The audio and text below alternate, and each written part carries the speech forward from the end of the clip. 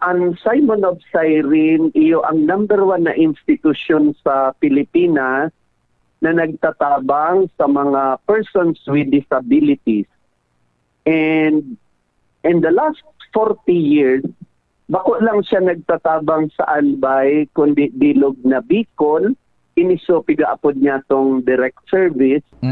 Pero nagiging resource organization man siya sa Bilog na Pilipinas.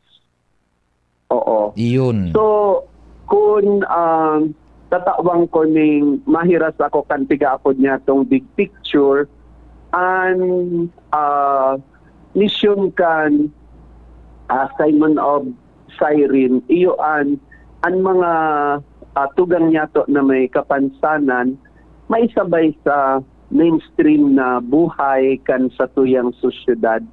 Kaya igihiling sa lambang aspeto kan paggobyerno, pagbuhay-buhay, na igilid ang may mga kapansanan, kundi isabay siya sa pinag-aapod ng inclusive development. Ang mga services po na tiga-offer me, iyo po, so nabanggit din ni Father yung sa orthotic and prosthetic, yung naga-provide po ki artificial leg sa mga naputulan po ki lower limb po yung sa bitis po, both for below and above the knee.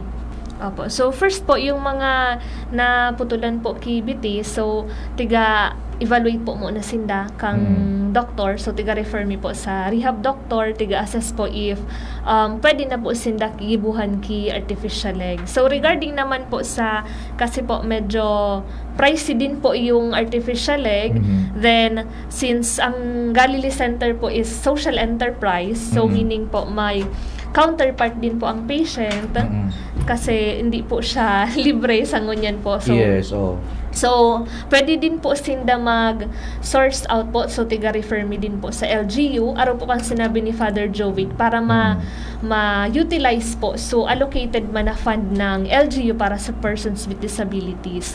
So, ang counterpart po nakaka-provide ang mga LGUs, then yung DSWD po, and then PCSO po. So, sila yung mga nakakatabang po para masuportahan po kang sa mga beneficiary na need po ka itong device. Dako lang tabang na tao sa aki ko ta.